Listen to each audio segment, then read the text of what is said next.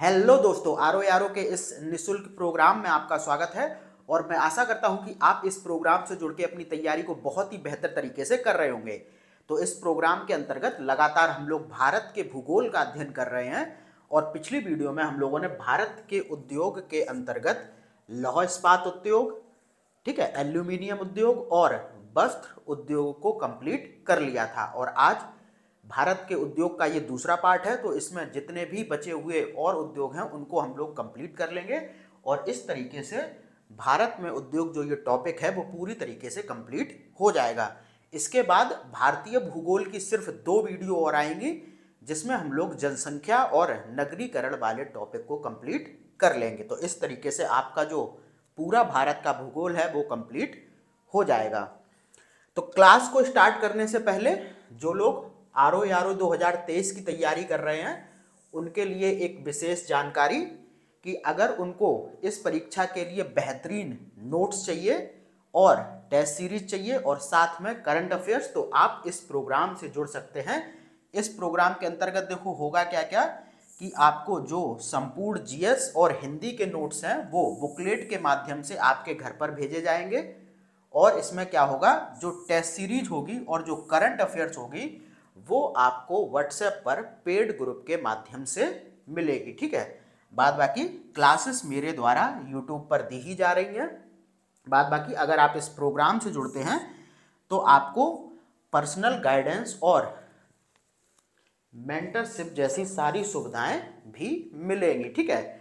तो आप अगर इस प्रोग्राम से जुड़ना चाहते हैं तो 8630246905 पर कॉल या व्हाट्सएप करके आप तुरंत इंक्वायरी कीजिए और कंप्लीट पैकेज को अपने घर पर मंगवाइए, ठीक है। और ये आपको ध्यान रखना है कि नोट्स पीडीएफ फॉर्मेट में नहीं बल्कि हार्ड कॉपी के रूप में बुकलेट बनाई गई हैं प्रॉपर सब्जेक्ट्स की, तो वो आपके घर पर डिलीवरी मतलब कोरियर के माध्यम से भेजी जाएंगी, ठीक है।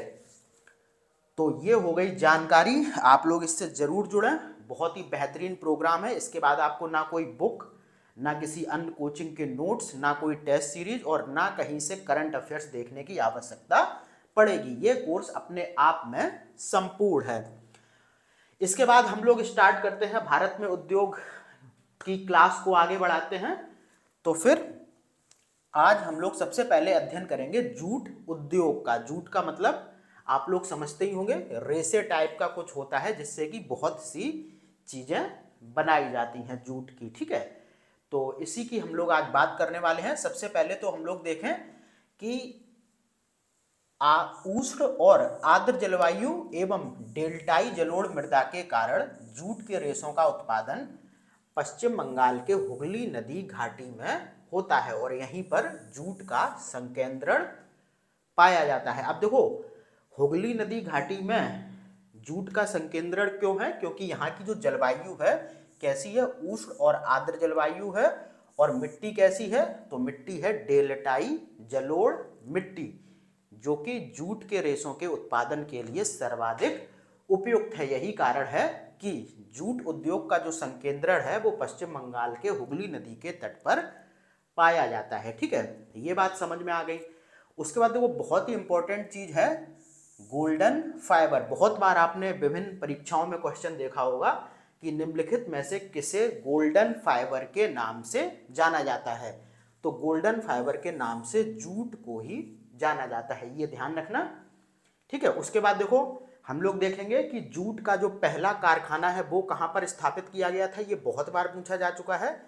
तो ये रिसरा जो कि पश्चिम बंगाल में ही है, यहाँ पर स्थापित किया गया था। और कब? तो 1955 में। ये बहुत इंपॉर्टेंट है, जूट का पहला कारखाना 1955 में रिसरा पश्चिम बंगाल में स्थापित किया गया था, ठीक है। डेट और स्थान दोनों याद रखना। बाद बाकी ये भी याद रखना कि किसे गोल्डन फाइबर के नाम से जाना जाता है। तो वहाँ पर विकल्प में आपको कपास दे देगा, कागज दे देगा, ठीक है, जूट दे देगा। तो आपको पता होना चाहिए कि जूट को ही गोल्डन फाइबर के नाम से जाना जाता है। अब देखो, जो जूट का पहला कारखाना पश्चिम बंगाल के रिसरा में 1955 में स्थापित किया गया था, ये किया गया था किसके द्वारा? जॉर्ज ऑकलैंड के द्वारा, ठीक है। ये क्वेश्चन भी पूछा जा चुका है कि भारत का पहला जूट कारखाना किसके द्वारा स्थापित किया गया था? तो किया गया था जॉर्ज ऑकलैंड के द्वारा। उसके बाद हम देखें कि जो जूट का सर्वाधिक उत्पादन है वो कहाँ पर किया जाता है? तो पश्चिम बंगाल में। ठीक है, क्योंकि भाई जूट उद्योग का संकेंद्रण ही जब यहाँ पर ऊपर आप देख चुके हैं कि पश्चिम बंगाल में है, संकेंद्रण का मतलब होता है जहाँ पर कि सबसे ज़्यादा वह उद्योग व्यापक रूप से स्थापित हो। ठीक है, तो पश्चिम बंगाल में ही संकेंद्रण पाया जाता है। इसका कारण क्या है ये आप सबने देखा, और आपको ध्यान रखना है कि पश्चिम बंगाल जूट का सर्वाधिक उत्पादन करता है और उसके बाद स्थान आता है किसका? बिहार का। ये सारी चीजें आपको ध्यान रखनी है। जूट के उत्पादन में पहले स्थान पर है पश्चिम बंगाल, और फिर दूसरा जो स्थान है वो किसका है? वो है बिहार का। उसके बाद देखो भारतीय जूट निगम की स्थापना कब की गई थी? तो 1971 में की गई थी। ये भी याद रखना, भारतीय जूट निगम। ठीक है, कब स्थापना की गई थी? 1971 में। इसका कार्य क्या था? आयात निर्यात को देखना और आंतरिक बाजार की देखभाल करना, यही इस भारतीय जूट उद्योग का काम था। अब हम लोग देख लेते हैं कि भारत में जूट उद्योग के प्रमुख केंद्र कौन कौन से हैं। तो पश्चिम बंगाल की बात करें तो टीटागढ़, जगदल और हावड़ा। ठीक है, ये 3 जगह हैं। बिहार की बात करें तो कटिहार, समस्तीपुर और दरभंगा।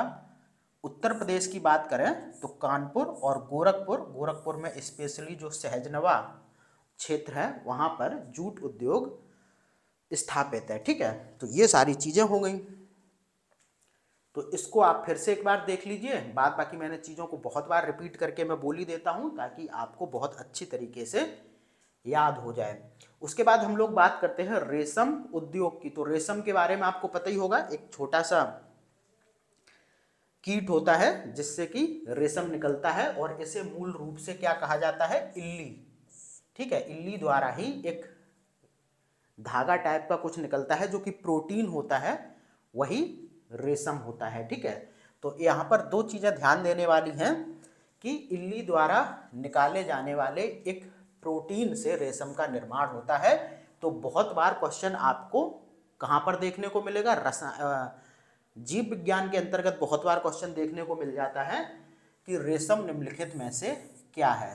तो वहाँ पर प्रोटीन दे देता है, कार्बोहाइड्रेट दे देता है, कुछ भी दे देगा, लेकिन आपको ध्यान रखना है कि रेशम जो होता है वो एक प्रकार का प्रोटीन होता है जो इल्ली या फिर जिसे रेशम कीट कहते हैं उसके द्वारा इसका उत्पादन किया जाता है। ठीक है, अब एक क्वेश्चन और पूछा गया है कि रेशम कीट का जो जीवन चक्र होता है वो 4 चरणों में बटा हुआ होता है। इसको समझना नहीं है, बस आप इतना समझ लो, अंडा, इल्ली, प्यूपा और शलभ। तो रेशम कीट का जो जीवन चक्र है वो 4 चरणों में होता है। पहला अंडा, दूसरा इल्ली, तीसरा प्यूपा और चौथा शलभ। ठीक है, अब देखो जो रेशम की कितनी किस्में होती हैं? तो वो होती हैं 5। यही बात यहाँ पर लिखी है कि व्यवसायिक महत्व के दृष्टिकोण से रेशम की कुल 5 किस्में होती हैं। नंबर एग्जैक्ट आपको याद रखना है, बहुत बार यही पूछ लिया जाता है कि व्यवसायिक दृष्टि से रेशम कितने प्रकार का होता है। तो 5 प्रकार का होता है। कौन कौन?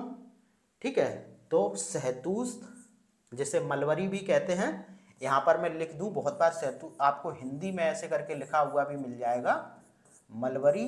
ठीक है, ओक टसर, उष्णकटिबंधीय टसर, जिसे ट्रॉपिकल टसर भी इंग्लिश में कहते हैं, और मूंगा और इरी। ठीक है, तो शहतूत रेशम को मलबरी, इंग्लिश में मलबरी बोलते हैं, लेकिन बहुत बार प्रश्नों में आपको इस तरीके से मलबरी भी देखने को मिल जाएगा। ठीक है, उसके बाद आपको ध्यान रखना है कि जो अपना देश भारत है वो इन 5 किस्मों का उत्पादन करता है। ठीक है, और भारत पहला ऐसा देश है जहां पर कि ये 5 किस्में पाई जाती हैं। ठीक है, तो भारत के बारे में विशेष क्या है कि रेशम की जो 5 वाणिज्यिक किस्में हैं इनका उत्पादन, इन सभी का उत्पादन भारत में होता है, और भारत ऐसा करने वाला एकमात्र देश है।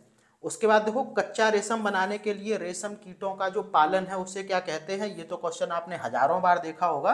इसको सेरीकल्चर बोलते हैं। वहाँ पर क्वेश्चन पूछा जाता है रेशम कीट पालन को क्या कहते हैं, सेरीकल्चर कहते हैं, या फिर हिंदी में भी आपको सीधा सीधा कभी देखने को मिल जाता है रेशम कीट पालन।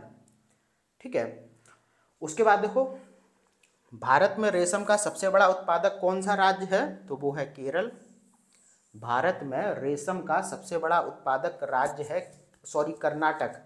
आप लोग याद रखना, बहुत बार ये क्वेश्चन पूछा जा चुका है कि भारत में रेशम का सबसे बड़ा उत्पादक राज्य कौन सा है, तो केरल। ठीक है, उसके बाद देखो जो इनकी ये 5 विभिन्न कैटेगरी हैं, तो इनमें भी कुछ राज्य टॉप पर हैं। जैसे कि हम बात करें टसर रेशम की, तो टसर रेशम के उत्पादन की बात करें तो सबसे ज़्यादा बिहार में होता है और फिर होता है झारखंड में। किसकी, टसर रेशम की हम लोग बात कर रहे हैं।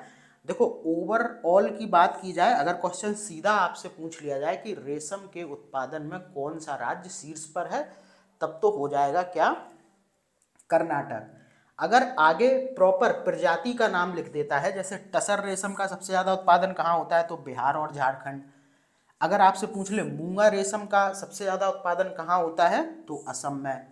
ठीक है, और आपको ध्यान रखना है कि मूंगा रेशम उत्पादन में भारत का एकाधिकार है, यानी कि मोनोपोली है, यानी कि सबसे ज़्यादा विश्व का मूंगा रेशम भारत में ही पाया जाता है। ठीक है, तो यहाँ पर मैं फिर से रिपीट कर देता हूँ। एक तो इल्ली एक कीड़ा टाइप का होता है, कीट, जिससे कि रेशम निकलता है, और रेशम एक प्रकार का प्रोटीन होता है। ठीक है, रेशम कीट का जीवन चक्र 4 चरणों में होता है, अंडा, दूसरा इल्ली, तीसरा प्यूपा और चौथा शलभ। उसके बाद रेशम की वाणिज्यिक दृष्टि से देखें तो कुल 5 किस्में होती हैं। कौन सी, सहतूत रेशम, जिसे कि मलबरी रेशम भी कहते हैं, फिर ओक टसर, फिर उष्णकटिबंधीय टसर, और फिर मूंगा, और फिर इरी। तो ये जो 5 किस्में हैं, इन सभी का उत्पादन भारत में होता है, और भारत एकमात्र ऐसा देश है जिसमें कि ये रेशम की 5 किस्में पाई जाती हैं। उसके बाद रेशम कीट पालन को हम लोग क्या कहते हैं, सेरीकल्चर। और भारत में रेशम का सबसे बड़ा उत्पादक है कर्नाटक। टसर रेशम की बात करें तो बिहार और झारखंड। अगर हम लोग मूंगा रेशम की बात करें तो असम टॉप पे है, और मूंगा रेशम के उत्पादन में भारत का एकाधिकार है, यानी कि विश्व का सबसे ज़्यादा मूंगा रेशम भारत में ही पाया जाता है। और मतलब एकाधिकार का मतलब ये भी हो गया कि जहाँ कहीं भी पाया जाता भी होगा तो उसकी मात्रा बहुत कम होगी। ठीक है, उसके बाद थोड़ा सा नीचे वाला भी हम लोग एक पॉइंट देख लेते हैं यहाँ पर।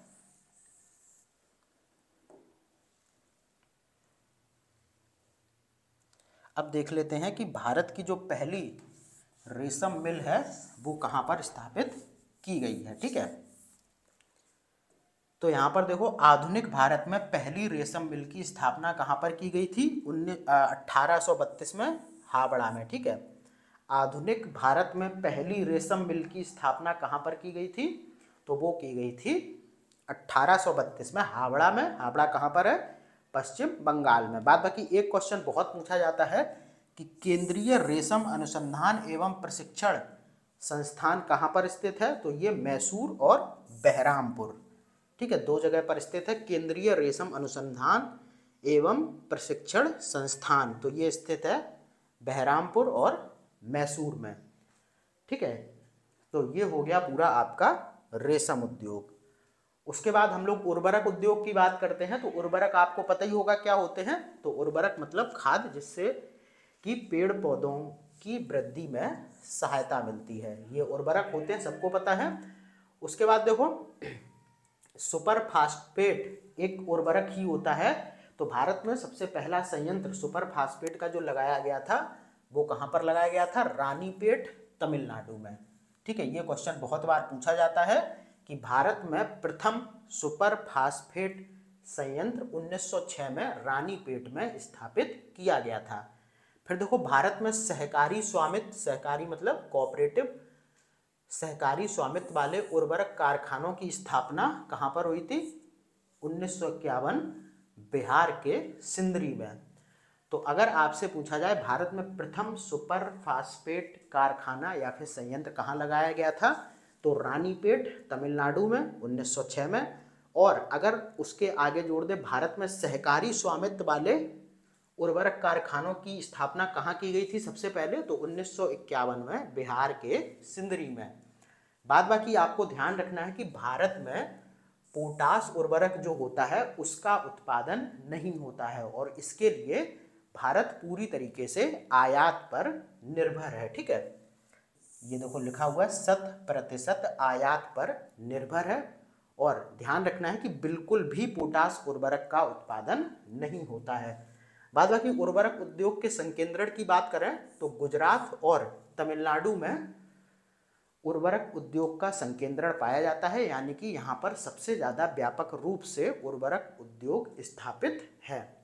उसके बाद देखो भारत की कुछ सार्वजनिक क्षेत्र की कंपनियां हैं जो कि इस उर्वरक उद्योग से जुड़ी हुई हैं और जिनके बहुत से जगहों पर संयंत्र यानी कारखाने स्थित हैं, तो हम उनको भी देख लेते हैं।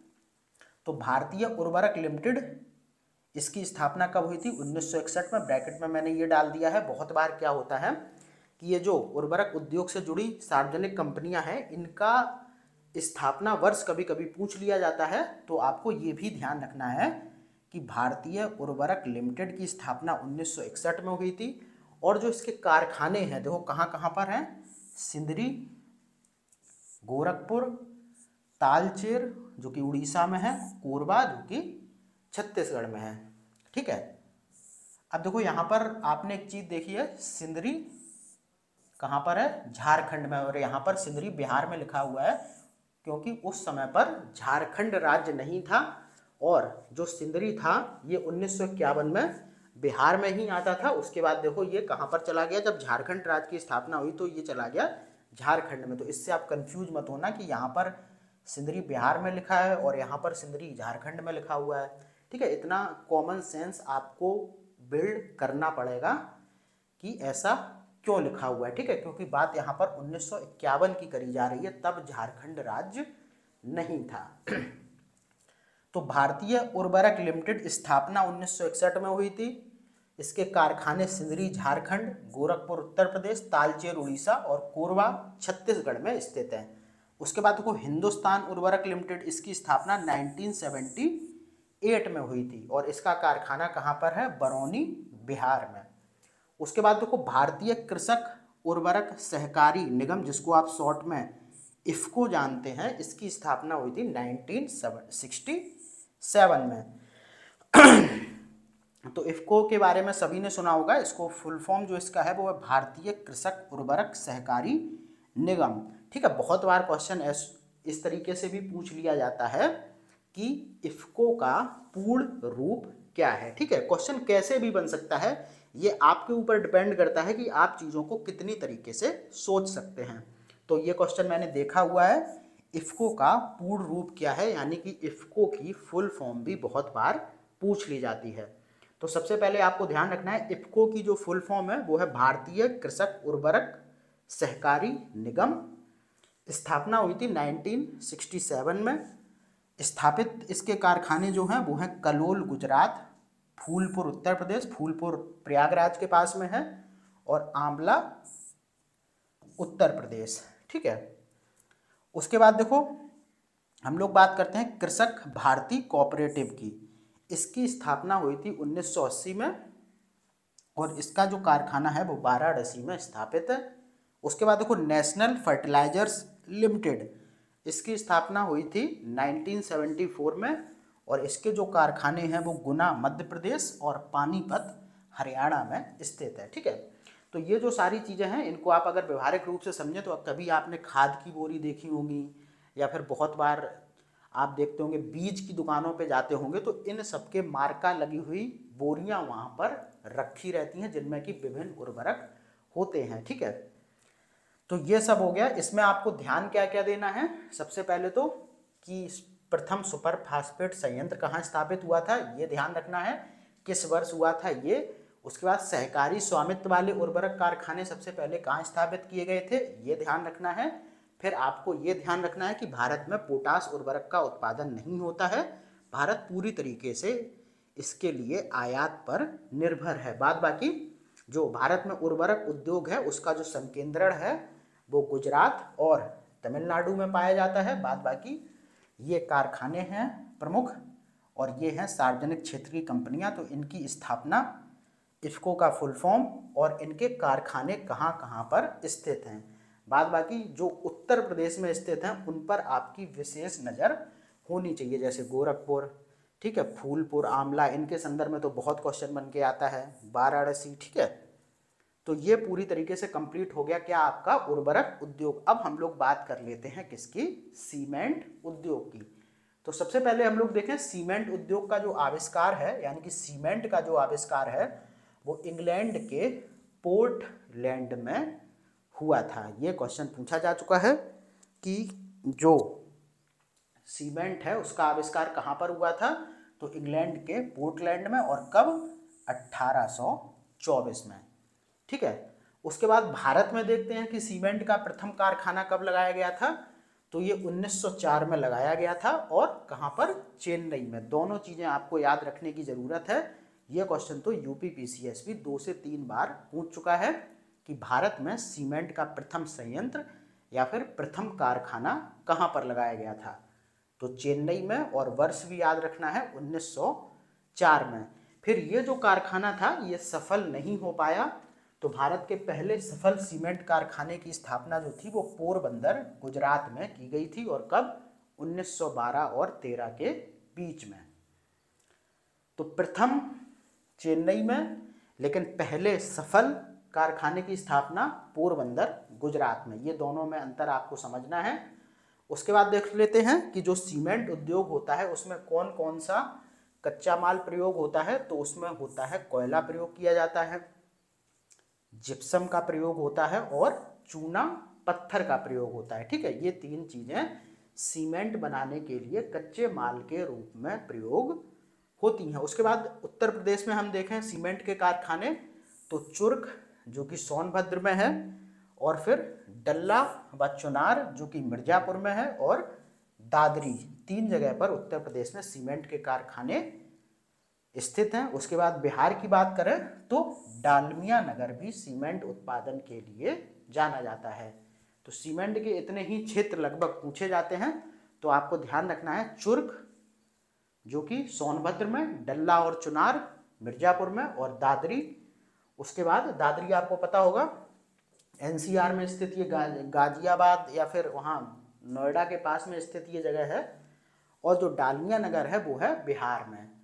बाद बाकी सीमेंट का आविष्कार आपको ध्यान रखना है इंग्लैंड के पोर्टलैंड में, भारत का प्रथम सीमेंट कारखाना चेन्नई में, पहला सफल कारखाना पोरबंदर गुजरात में, कच्चे माल के रूप में कोयला, जिप्सम, चूना, और कारखानों की हम लोग बात कर ही चुके हैं। इसके बाद देखो कागज उद्योग की बात करें, ठीक है, कागज उद्योग भी भारत में बड़े पैमाने पर होता है। तो सबसे पहले अगर हम देखें तो कागज का उद्योग, कागज का जो आविष्कार है वो कहाँ पर हुआ था, चीन में हुआ था। ये क्वेश्चन पूछा जा चुका है कि कागज का जो आविष्कार है वो कहाँ पर हुआ था, ठीक है। उसके बाद कागज एक मूलभूत उद्योग है जो मानव की आधारभूत आवश्यकताओं से जुड़ा है। तो कागज का हमारे जीवन में बहुत ज़्यादा महत्व है, ये तो आप सभी को पता होगा, आप तो पढ़ने वाले स्टूडेंट हैं हम लोग, ठीक है। तो ये तो हम लोगों के लिए एक मूलभूत ज़रूरत है, इसीलिए कागज उद्योग एक मूलभूत उद्योग है।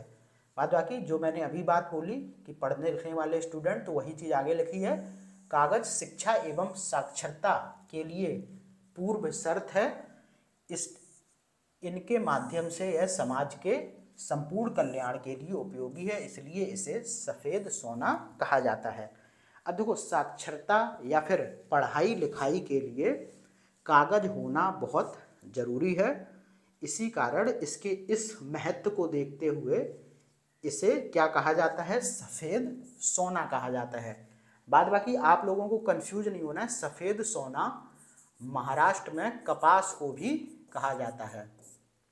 ये चीज़ भी आप लोग नोट कर लीजिए कहीं साइड में कि महाराष्ट्र में सफ़ेद सोना किसे कहा जाता है, कपास को। ओवरऑल की बात करें तो सफ़ेद सोना कागज को भी कहा जाता है।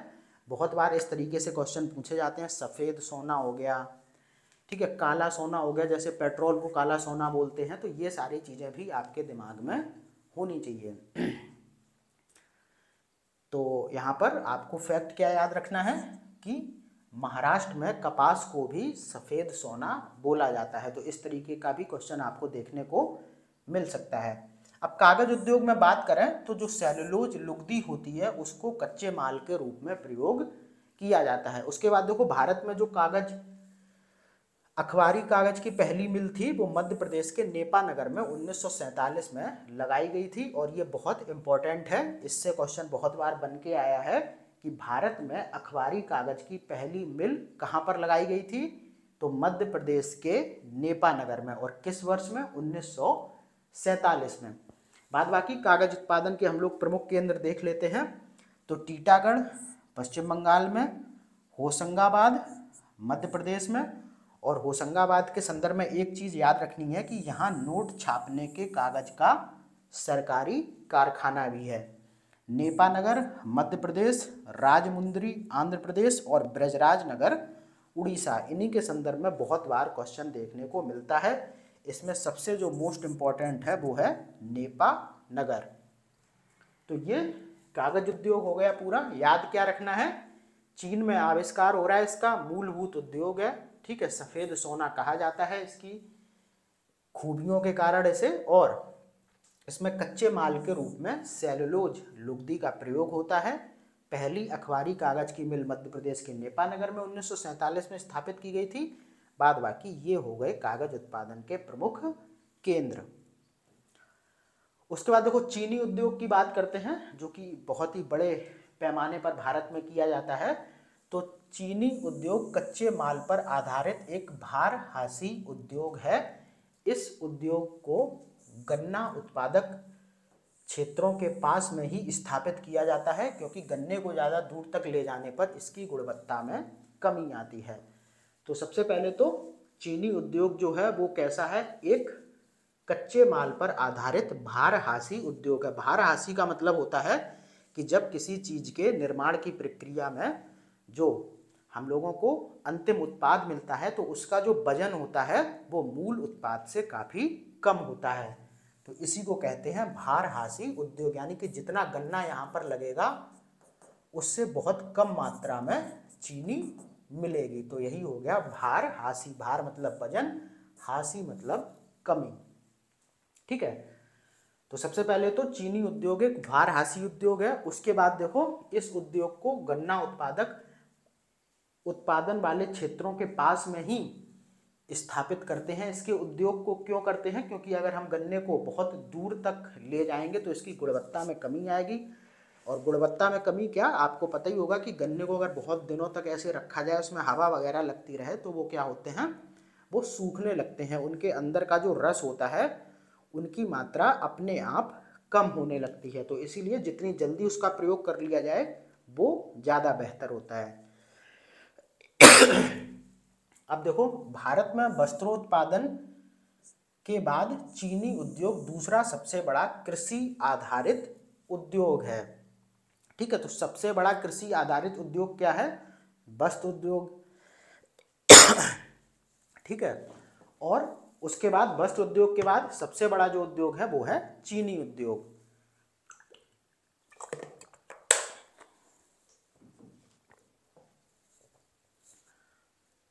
देखो सबसे ज़्यादा चीनी मिलों की संख्या कहाँ पर है? तो महाराष्ट्र में और उसके बाद उत्तर प्रदेश में, ठीक है। ये क्वेश्चन भी बहुत बार पूछा जाता है कि भारत में चीनी मिलों की सर्वाधिक संख्या किस राज्य में है? तो वो है महाराष्ट्र में। और दूसरे स्थान पर उत्तर प्रदेश का नंबर आता है, ठीक है। उसके बाद देखो उत्तर भारत की तुलना में दक्षिण भारत की जो जलवायु है वो गन्ना उत्पादन के लिए ज़्यादा आदर्श होती है। इसीलिए जो उत्तर भारत में जो गन्ना होता है उसकी गुणवत्ता दक्षिण भारत के गन्ने से हमेशा कम होती है, ठीक है। यही कारण यहाँ पर लिखा हुआ है। बाद बाकी इसी वजह से आप देखेंगे तो तमिलनाडु में प्रति हेक्टेयर गन्ना उत्पादन सर्वाधिक है, ठीक है। बाद बाकी तो उत्तर प्रदेश में शायद गन्ना सबसे ज़्यादा होता है, लेकिन प्रति हेक्टेयर उत्पादन की बात की जाए तो ये तमिलनाडु में होता है, ठीक है। उसके बाद देखो सबसे इंपॉर्टेंट क्वेश्चन कि भारत में प्रथम चीनी मिल की स्थापना कहाँ पर हुई थी, तो उत्तर प्रदेश के देवरिया में एक जगह है प्रतापपुर, वहाँ पर। और कब? 1903 में। दोनों चीज़ें याद रखने की ज़रूरत है कि कब, तो 1903, और कहाँ पर, तो उत्तर प्रदेश के देवरिया में प्रतापपुर जगह है, ठीक है। उसके बाद देखो, पहले सफल वैक्यूम पैन प्रक्रिया द्वारा चीनी संयंत्र की स्थापना कहाँ पर हुई थी, तो बिहार के मरोहरा में, ठीक है, जो कि सारण जिले में है। और कब? 1904 में। तो दोनों चीज़ें जानने की यहाँ पर ज़रूरत है। अगर पहले की बात करें तो उत्तर प्रदेश के देवरिया में, और अगर आपसे कह दें कि पहले वैक्यूम पैन प्रक्रिया द्वारा चीनी संयंत्र की स्थापना, तो बिहार के मरोहरा में। गला थोड़ा खराब हो रहा है। और कब? 1904 में। बाद बाकी आप लोग इसको जरूर देख लेना कि चीनी उद्योग जो है वो एक भारहासी उद्योग है, और चीनी उद्योग को हमेशा गन्ना उत्पादन क्षेत्रों के पास में ही स्थापित किया जाता है। वस्त्रों उत्पादन उद्योग के बाद ये कृषि आधारित दूसरा सबसे बड़ा उद्योग है, और चीनी मिलों की जो संख्या है वो सर्वाधिक महाराष्ट्र में है और फिर उत्तर प्रदेश में। उसके बाद हम लोग देख लेते हैं चीनी उद्योग के जो प्रमुख केंद्र हैं उनको। तो महाराष्ट्र में बात करें तो अहमदनगर और कोल्हापुर